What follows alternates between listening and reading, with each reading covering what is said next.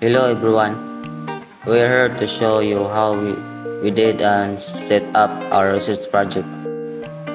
First, we will connect the ESP8266 to the computer to upload the code. Then, go to the application Arduino IDE to process the code.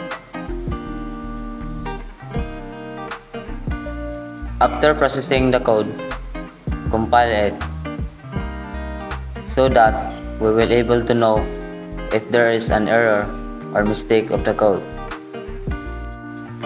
After compiling the code, the next part is to upload your code to the Node MCU ESP8266. Then, wait for the process of uploading the code.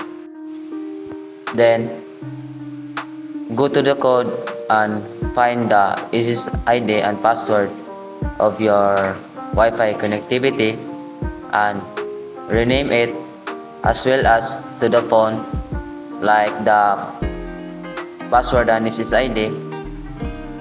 Change it as well, just like the same to the code. After that, you must find the IP address so that this will be given to use for the controls through via smartphones. And copy the IP address and also paste into the Google application. After that, you must check the display or the every button of your phone, just like forward, backward, left, right, stop, and also the servo button.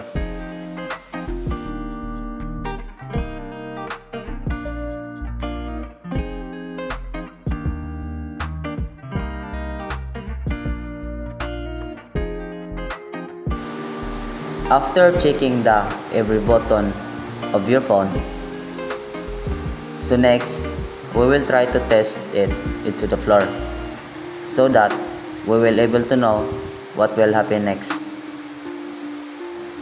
In this part, the IoT based seed sowing system using the ESP8266 microcontroller represents a significant step forward in automating farming.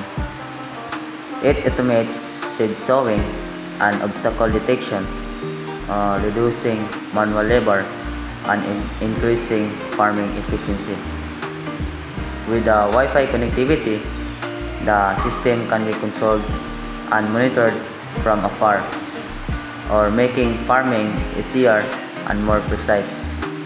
These projects demonstrate the potential of IoT in modernizing agriculture or making it more sustainable and productive. We believe similar technologies could be applied to other farming tasks or paving the way for a smarter future in agriculture.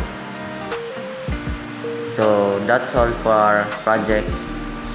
Thanks for watching.